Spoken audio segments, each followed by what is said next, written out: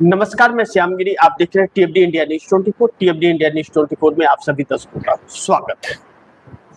नितिन गडकरी के बयान देकर नितिन गडकरी ने बयान देकर प्रधानमंत्री मोदी की मुश्किलें बहुत ज्यादा कुछ बढ़ा दी। कहा जा रहा है इस्तीफा अभी अन्ना मलाई का क्या, इस्तीफा तो अब शुरू होगा। अब यह तो वक्त बताएगा कि इस्तीफा होगा या नहीं होगा, और शुरू तो फिलहाल हो गया है। अन्ना मलाई के इस्तीफे से शुरुआत तो हो ही गया, इस बात से इनकार नहीं किया जा सकता है। लेकिन प्रधानमंत्री मोदी की मुश्किलें कम नहीं होने वाली हैं, यह तो साफ दर्ज हो गया। दूसरी चीज कि नितिन गडकरी के बयान को कई नजरिए से देखा जा रहा है। नितिन गडकरी के बयान को इस नजरिए से भी देखा जा रहा है कि नरेंद्र मोदी सरकार कैबिनेट विस्तार करने वाली है, और इसमें जो पसंद नहीं है नरेंद्र मोदी को और मजबूरी बस रखा गया उन्हें साइडलाइन करने का। नितिन गडकरी के बयान बहुत मायने रख रहे हैं। नितिन गडकरी इसी बात से आगाह लोगों को कर रहे हैं, पार्टी के लोगों भी। एक बार फिर आप दर्शकों के सामने यह मैं रखूं कि नितिन गडकरी के बयान क्या थे। उस नितिन गडकरी के बयान है कि कई बार अच्छे और समर्पित कार्यकर्ता घर की मुर्गी दाल बराबर बन जाते हैं, यह नितिन गडकरी ने कहा था। और आगे कहा था नितिन गडकरी ने, जबकि बाहर से आने वाले लोगों को अधिक महत्व दिया जाता है।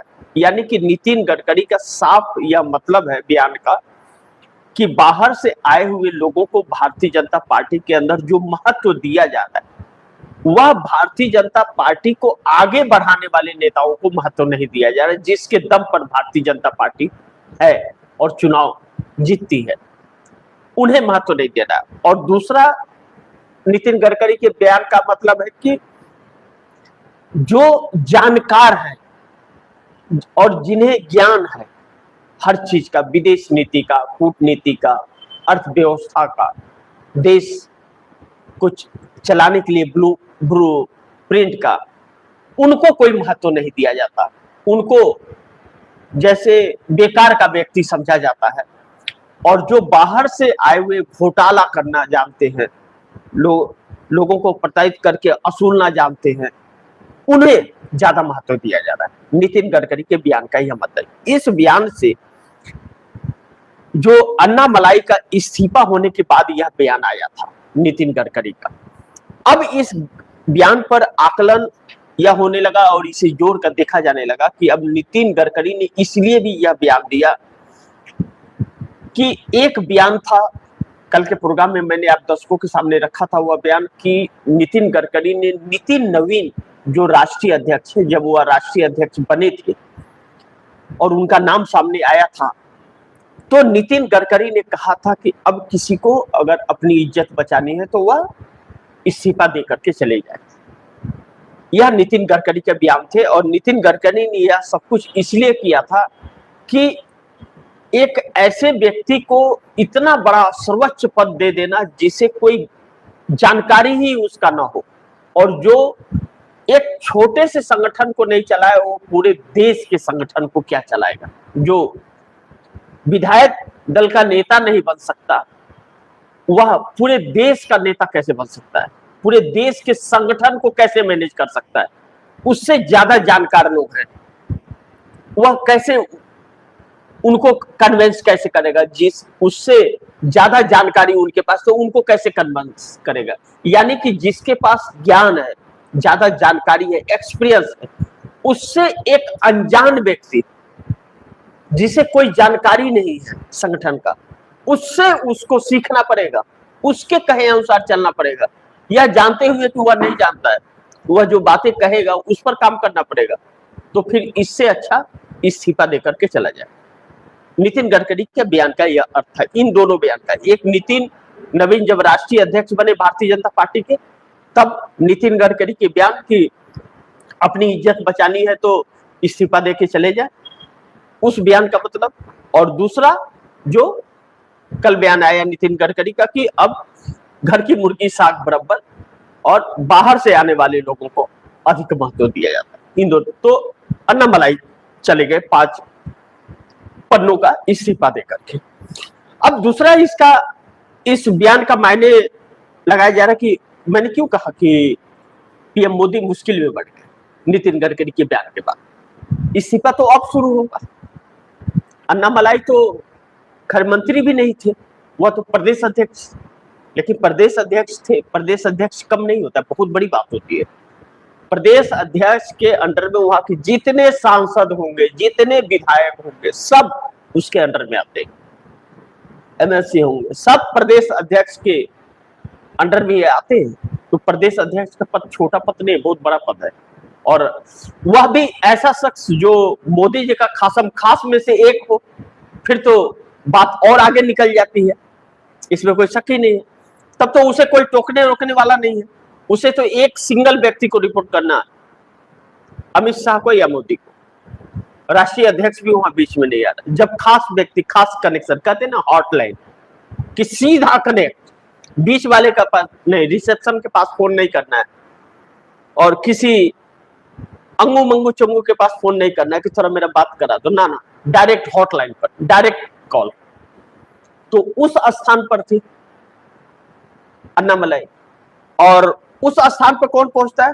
जो मोदी और शाह के लिए बड़ी खास स्पेशल होता है, जिसका इस्तेमाल करके मोदी शाह को बेनिफिट होता है, फायदा होता है, वही शख्स उनके साथ इस तरह डायरेक्ट कनेक्ट हो सकता है। तो अन्नामलाई उस कैटेगरी के थे। लेकिन उस अन्नामलाई ने अगर यह आरोप लगा दिया कि इस पार्टी के अंदर सुनी नहीं जाती है और यह पार्टी सिर्फ सत्ता के पीछे भागती है, इन दोनों चीजों के मतलब देखिए कि यह पार्टी सिर्फ सत्ता के पीछे भागती है और इस पार्टी में भविष्य नहीं है, कुछ सुना नहीं जाता। इसका मतलब जब यह इतना खास आदमी यह कह रहा है, तो इसका साफ मतलब है कि भैया आप कितने भी बड़े धतूरे हो, कितना भी बड़ा ज्ञानी हो, उधर से जो आदेश आएगा, जो पर्ची निकलेगा, उसी पर आपको नाचना गाना है और उतना ही बार बोलना है, उससे ज्यादा आप बोल नहीं सकते। और सिर्फ सत्ता के पीछे भाग रही है यह पार्टी, यह आरोप लगाना, इसका मतलब कि इस पार्टी को आम जनता के मुद्दों से कोई लेना देना नहीं है। यह आरोप विपक्ष नहीं लगा रहा है, यह आरोप प्रधानमंत्री मोदी के बहुत खास विश्वसनीय व्यक्ति अन्नामलाई लगाकर, यह आरोप लगा करके इस्तीफा दिया। अब ऐसे में मोदी बलि किसको चढ़ाने वाले हैं? इस्तीफे का जो चक्कर चल रहा है, ध्यान दीजिए। डायरेक्ट इस्तीफा नहीं ले पा रहे मोदी किसी का भी। किसका लें? धर्मेंद्र प्रधान का। आरएसएस डंडा कर देगा, आरएसएस जीना हराम कर देगा, इनका हटा ही नहीं सकते। और अगर धर्मेंद्र प्रधान को हटा रहे हैं तो धर्मेंद्र प्रधान को उससे बड़ा पद कहीं देना पड़ेगा, नेगलेक्ट नहीं कर सकते। पहले पद, उसके बाद कुर्सी छूटेगी। दूसरा, राजनाथ सिंह। राजनाथ सिंह को अब पूरी तरह से साइड करने की व्यवस्था की जा रही है। राजनाथ सिंह के दिन लग गए। हरदीप सिंह पुरी 6 महीने का कार्यकाल बचा हुआ है, राज्यसभा के जरिए वह आए हुए हैं। हरदीप सिंह पुरी रडार में है। हरदीप सिंह पुरी को नरेंद्र मोदी इस्तीफा नहीं मांग सकते, किसी भी कीमत पर नहीं मांग सकते और उनको हटा नहीं सकते, साहस नहीं है। सारा खेल जो ट्रंप के पास दबा हुआ मामला है, उस सब के सूत्रधार हरदीप सिंह पुरी ही है। जो भी प्रूफ हो उनके पास, इनकी दुखती नस हो, उसके सूत्रधार हरदीप सिंह पुरी है। इन्होंने ही मीटिंग फिक्स कराई थी। डिजिटल इंडिया जानते हो ना आप लोग को पता भी नहीं था कि डिजिटल इंडिया आने वाला है, तो एप्स्टीन को पता था और हरदीप सिंह पुरी को पता था आने के सालों पहले, और एप्स्टीन से उस पर डिस्कस चल रहा था और मीटिंग फिक्स करा रहे थे अनिल अंबानी और हरदीप सिंह पुरी। चैट, बहुत कुछ तस्वीरें हैं उसकी, मेल आईडी है, मेल है, सब कुछ प्रूफ है। कांग्रेस ने प्रेस कॉन्फ्रेंस भी इसको लेकर के किया था। अब हरदीप सिंह पुरी का 6 महीने का कार्यकाल है, तो और हरदीप सिंह पुरी का इस्तीफा मांगा जा रहा है, धर्मेंद्र प्रधान का इस्तीफा बार बार मांगा जा रहा है। अब ऐसे में हरदीप सिंह पुरी कैबिनेट विस्तार में चले जाएंगे, क्योंकि फिर उसके बाद वह चुन के नहीं आएंगे, और जब चुन के नहीं आएंगे तो वह कुछ बनेंगे नहीं। लेकिन मुख्य व्यक्ति, जिस व्यक्ति ने बयान दिया, नितिन गडकरी के बयान के दे करके जो मोदी को मुश्किल में डाला, तो क्या नितिन गडकरी जब यह मानते हैं कि घर का मुर्गी दाल बराबर और बाहर से आने वाले को महत्व ज्यादा दिया जा रहा है, यानी कि भाजपाइयों को, ओरिजिनल भाजपाइयों के साथ नाइंसाफी हो रही है, और नितिन गडकरी ने ही बयान नितिन नवीन के वक्त दिया था कि इज्जत बचानी है तो इस्तीफा देकर चले जाओ, तो क्या नितिन गडकरी इस्तीफा देंगे? तब तो इनका इस्तीफा सबसे पहले इनको दे करके जाना चाहिए, इनकी तो कोई इज्जत कर नहीं रहा। इनको तो चुनाव हराने की भी कोशिश की गई थी, तो यह जानते हैं कि अगले बार इनको टिकट भी नहीं मिलेगा, यह तो बात पता है। तो अपनी इज्जत बचा लो, काहे कि लालच है भाई, 2 साल खत्म हो गया, 3 साल और है चुनाव का, क्यों लालच? इस्तीफा दो, चले जाओ यार, क्या नाम है कि इज्जत रही तो लाखों पाए। तो फिर खुद के इस्तीफे क्यों नहीं दे रहे? यानी कि कहीं ऐसा तो नहीं कि नितिन गडकरी का भी कैबिनेट विस्तार में पत्ता साफ होने वाला है, इसलिए बात कर रहे हैं ऐसा और बयान दे रहे हैं? क्योंकि नितिन गडकरी को इस बार मंत्री नहीं बनाया जा रहा था 2024 में, आरएसएस के दबाव और प्रेशर में यही मंत्रालय फिर परिवहन मंत्रालय दिए गए। नितिन गडकरी जब भी रहे तो परिवहन मंत्री ही रहे, सड़क एवं परिवहन मंत्री। तो अब ऐसे में नितिन गडकरी के लिए भी यही लागू होता है कि नितिन गडकरी, अगर अन्ना मलाई की तरह नितिन गडकरी इस्तीफा दे देते तो फिर अच्छा था। लेकिन अब मोदी जो मुश्किल में फंसे हुए हैं कि एक तो धर्मेंद्र प्रधान और हरदीप सिंह पुरी को लेकर के कांग्रेस हमलावर है, और लाखों सवाल राहुल गांधी खड़ा कर दे पा रहे हैं, सरकार के पास कोई रास्ता नहीं है, बच्चे भी उतावले हैं। अब ऐसे में हरदीप सिंह पुरी को इससे अच्छा मौका नरेंद्र मोदी से नहीं मिल सकता इस्तीफा लेने का, कैबिनेट विस्तार। और धर्मेंद्र प्रधान को हटाने की हिम्मत नहीं है, तो धर्मेंद्र प्रधान का इस्तीफा होगा, लेकिन धर्मेंद्र प्रधान के लिए स्थान जो कोशिश और तलाश किया जा रहा है और चर्चा चल रही है, वह उड़ीसा का सीएम के रूप में, उड़ीसा के सीएम के रूप में। तो यानी कि धर्मेंद्र प्रधान उड़ीसा के सीएम बनेंगे।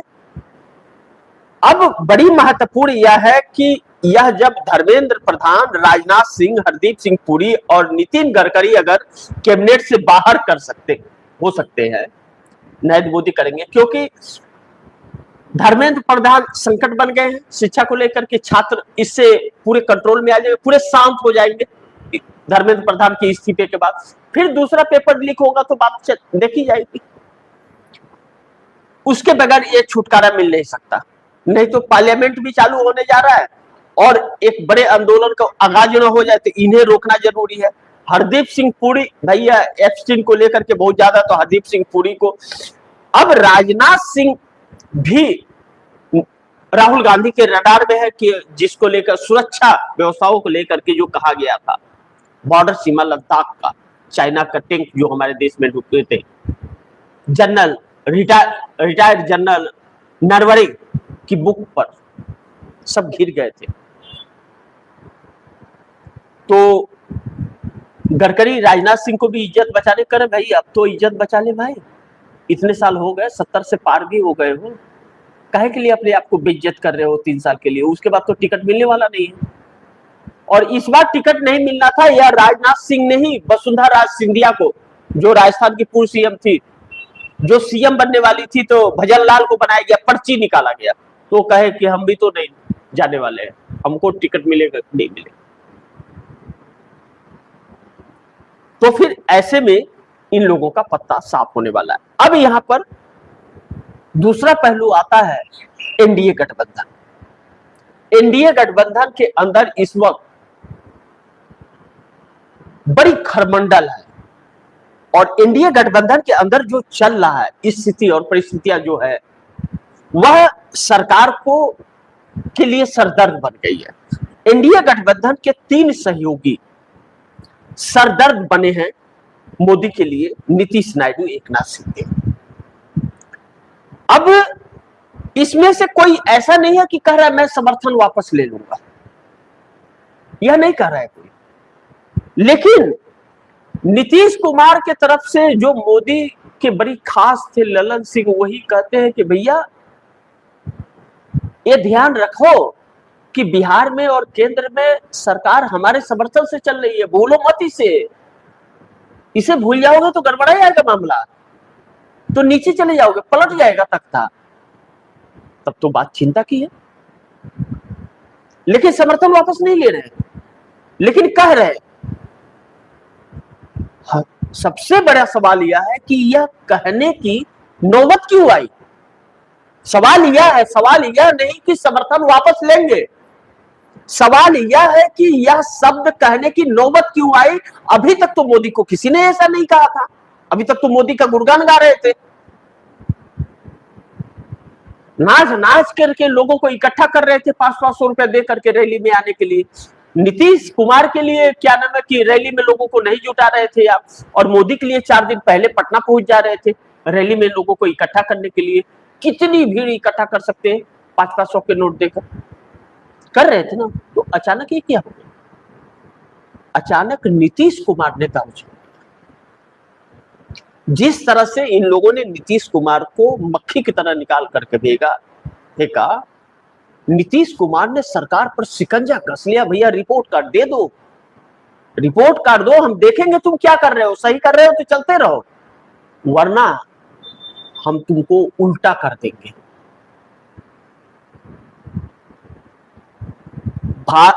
भारतीय जनता पार्टी के सहयोग से जो ललन सिंह और संजय झा जेडीयू पर कब्जा करना चाहते थे, आनंद मोहन सिंह ने सारा खेल पलट दिया। और उसके बाद ललन सिंह को तब ज्ञात आया कि भैया भाजपा में जाकर के तो हमको कुछ नहीं मिल पाएगा, तब तो खाली गुलामी ही करनी पड़ेगी।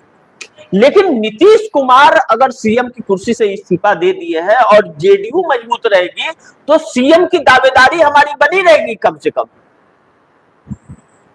तब जाकर के ललन सिंह ने अपना पलटवार किया है और लालू प्रसाद यादव को अचानक बिहार का नेता प्रतीक बता दिया। जो जंगल राज के नाम से संबोधित कर रहे थे वह नेता प्रतीक बता रहे। सोचिए, एक तरफ उल्टा और दूसरे तरफ पलट गए, तो ये छोटी बात तो नहीं है, यानी कि अंदर बहुत बड़ा चल रहा है। 1 करोड़ लोग जेडीयू से 6 महीने में जुड़े हैं। राष्ट्रीय कार्यकारी अध्यक्ष संजय झा ने यह बयान दिया है मीडिया के सामने कि 1 करोड़ लोग 6 महीने में जुड़े हैं और आने वाले 6 महीने के अंदर 1 करोड़ लोगों को और जोड़ने का लक्ष्य है। यानी कि जेडीयू का ग्रास बढ़ रहा है और 5 साल तक 2030 तक अभी नीतीश कुमार सक्रिय है। तो ललन सिंह का और संजय झा का इसमें भविष्य नजर आ गया कि अभी निशांत कुमार जो है उतने परिपक्व नहीं है कि वह सीएम की रेस में आ जाएंगे। तो पहला रेस इनका रहेगा और निशांत अगर सीएम बन भी जाते हैं तो इनका महत्व रहेगा अगर सक्रियता ईमानदारी से रही तो। नीतीश के बाद पार्टी के ऊपर पूरा फुल कमान रहेगा इनका। तो यह लोग, दिलचस्प यह है कि वक्त से पहले अक्ल आ गया तो पलट गए। यानी कि नरेंद्र मोदी के साथ जो बैठे हुए थे 12 लोग वह अब साथ नहीं है। यह नीति नरेंद्र मोदी को भी एहसास है। दूसरा, 3 सहयोगी की बात मैंने किया, पहला नीतीश हो गए। अब एकनाथ शिंदे को ले लीजिए। एकनाथ शिंदे इस वक्त जो चीजें चल रही हैं और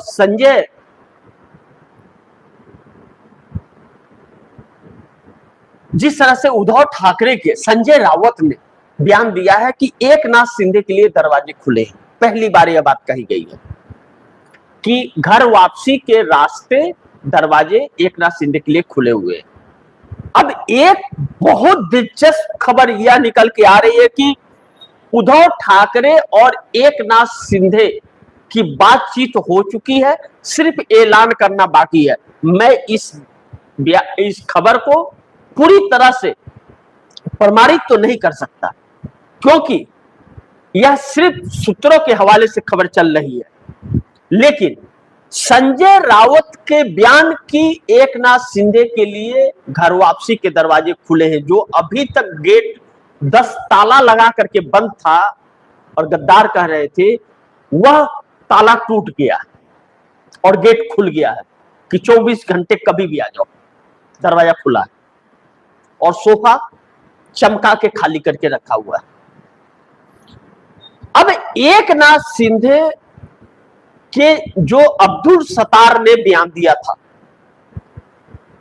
अब्दुल सत्तार ने जो कहा था, बहुत महत्वपूर्ण खबर उन्होंने कहा था कि मैं मुख्य खबर उनकी सिर्फ बता देता हूं आप दर्शकों को, कि अब्दुल सत्तार ने कहा कि अगर हम बीजेपी के साथ रहते हैं और उसके प्रभुत्व में काम करते हैं तो शिवसेना का अस्तित्व बहुत मुश्किल हो जाएगा। लेकिन इसके बाद अब्दुल सत्तार कहते हैं, अब्दुल सत्तार का आगे जो कहना है कि बीजेपी हमारी पार्टी को 2 गुटों में बांट दिया है और शिवसेना को खत्म करने की साजिश रच रही है। 2 गुट यानी उद्धव ठाकरे और एकनाथ शिंदे, और शिवसेना को खत्म करने की साजिश रच रही है। शिवसेना एकनाथ शिंदे के पास है। बीजेपी पहले ही हमारे अंग तोड़ चुकी है, अब उनका मकसद हमारा सिर तोड़कर हमें राजनीतिक रूप से समाप्त करना है। अब अब्दुल सत्तार बहुत खास लोगों में से एक है, एकनाथ शिंदे के बहुत ही खास लोगों में से एक है एकनाथ शिंदे के। अब अगर अब्दुल सत्तार यह बात कह रहे हैं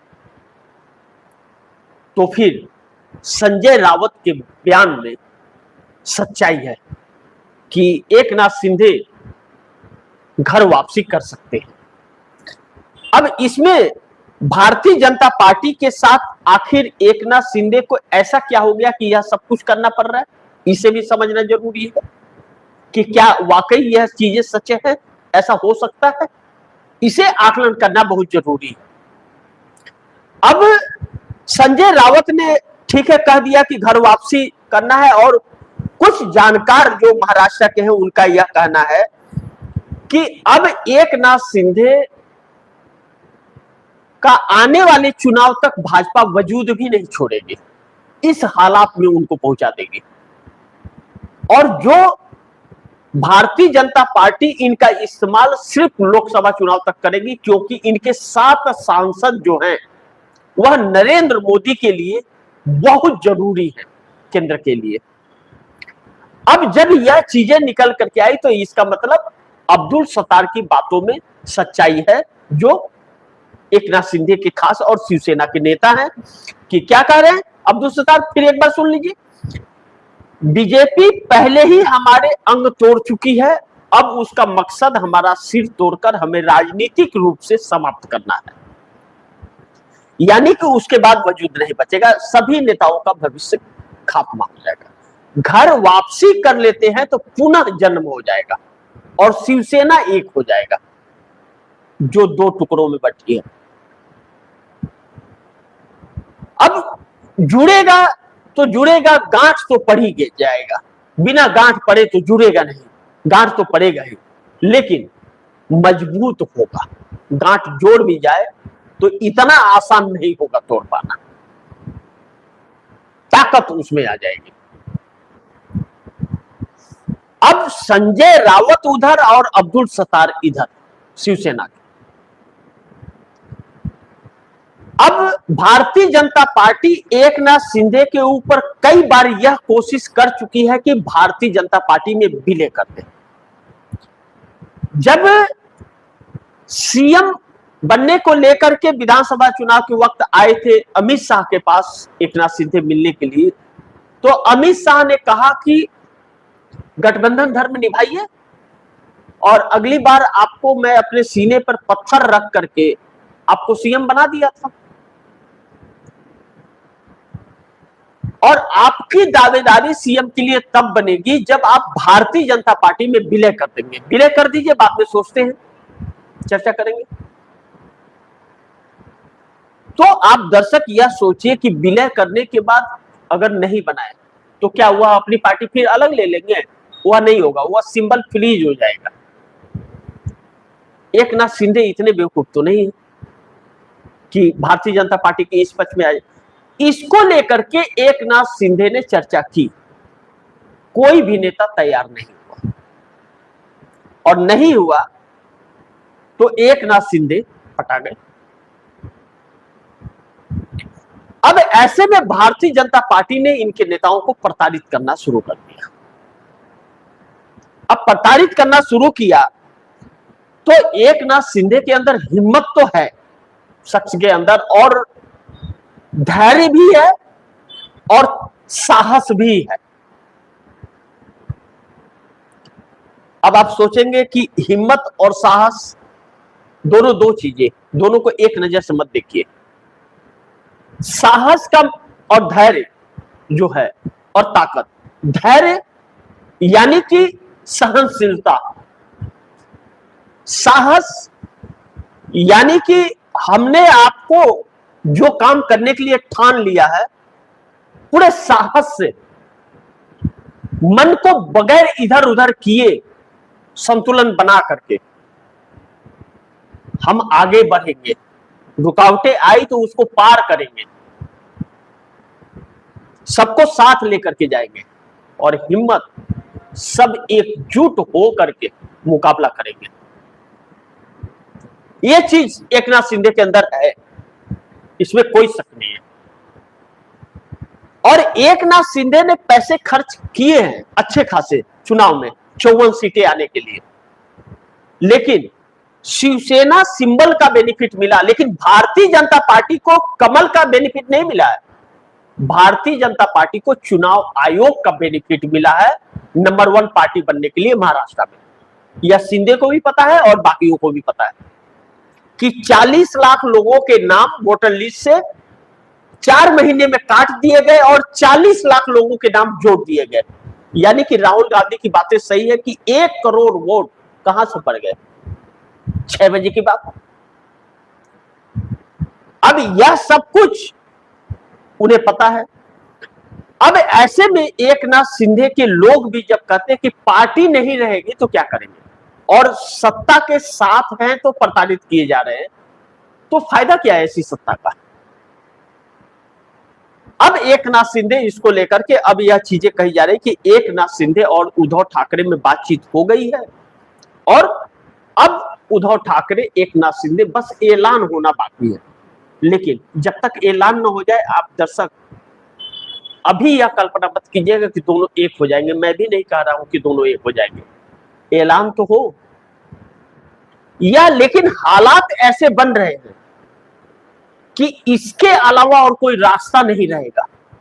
क्योंकि टीएमसी का कल क्या हुआ उस पर अभी चर्चा करेंगे हम लोग, लेकिन तीसरा साथी सहयोगी एनडीए का नायडू पर चर्चा करने था। अब नायडू निकल पड़े हैं आगे विस्तार करने के लिए अपनी पार्टी का। भारतीय जनता पार्टी अभी तक उनको विस्तार करने नहीं दे रही थी, अब भी नहीं दे रही, या अपने साथ सीट शेयरिंग नहीं कर रही है दूसरे राज्य में। लेकिन इस विस्तार में हमें थोड़ा शक है कि यह कहीं प्री प्लानिंग तो नहीं है भारतीय जनता पार्टी के साथ अंदर खाने, क्योंकि चंद्रबाबू नायडू बड़ी मुश्किल में फंसे हुए हैं। चंद्रबाबू नायडू इसलिए मुश्किल में फंसे हैं कि तमिलनाडु के अंदर टीवीके विजय थलापति की जो सरकार आई है और कांग्रेस के सहयोग से बनी है, केंद्र में मजबूत करने के लिए कांग्रेस को विजय थलापति बहुत मदद कर रहे हैं, राहुल गांधी को। 2 लोगों को वहां मंत्री बनाया, सालों बाद कांग्रेस का मंत्री बनाया तमिलनाडु में, 5 में 2 को मंत्री बना दिए और राज्यसभा की सीटें कांग्रेस को दे दी कि ताकि केंद्र में कांग्रेस मजबूत रहे। इसका मतलब है कि लोकसभा चुनाव के अंदर, अब यहीं पे देख लीजिए विजय अन्नामलाई का भी, जिन्होंने इस्तीफा दिया भारतीय जनता पार्टी का, मोदी की खास ने, यहीं पे आ जाएंगे। अब यह डर है चंद्रबाबू नायडू को भी और भाजपा को भी कि तमिलनाडु लोकसभा चुनाव के अंदर विजय थलापति कांग्रेस को मजबूत करने के लिए, लोकसभा की सीटें जिताने में उसके लिए रात दिन एक कर देंगे। तो डीएमके गायब हो जाएगी। एडीएमके बड़ी संकट में है, पहले ही टूट गई पार्टी जो भारतीय जनता पार्टी के गठबंधन के साथ थी। तो कांग्रेस आंध्र प्रदेश में पहुंचेगी, क्योंकि केरल में कांग्रेस की पूर्ण बहुमत की सरकार है, कर्नाटक में पूर्ण बहुमत की सरकार है, तेलंगाना में पूर्ण बहुमत की सरकार है, आंध्र प्रदेश में घुसपैठ कर चुकी है। और कांग्रेस को आंध्र प्रदेश में एसआईआर के तहत नुकसान ही नहीं पहुंचा सकते, क्योंकि उसका स्पेशल वोट बैंक है नहीं, उसी के वोट बैंक पर इन लोगों ने कब्जा किया है। तो जो भी जाएगा कांग्रेस की तरफ, इनके तरफ से ही जाएगा, यानी कि ऑप्शंस के रूप में, विकल्प के तौर पर कांग्रेस रहेगी। और जगनमोहन रेड्डी और चंद्रबाबू नायडू, पवन कल्याण, सब एक ही साथ भाजपा के ही साथ है, यानी कि सत्तारूढ़ दल और विपक्ष सब भाजपा ही के साथ है। तो विपक्ष है कहां? तो जनता रोना अपना किसके सामने जाके रोए? सब तो मोदी के साथ है। तो चंद्रबाबू नायडू के यह डर है। तो यह प्री प्लान भी हो सकता है मोदी का, नायडू का, तेलंगाना जाना, कि तेलंगाना में कांग्रेस को कमजोर करे, क्योंकि बीआरएस खत्म हो गई। लेकिन कांग्रेस को तेलंगाना में खत्म कर पाना अब नायडू और मोदी के बस का नहीं होगा। इसके 2-3 कारण मैं बताऊंगा और आप दर्शक भी इस पर विचार कीजिएगा। कांग्रेस ने अभी पहली बार तेलंगाना में सत्ता आई है, आंध्रा और तेलंगाना एक था तो कांग्रेस की सत्ता थी।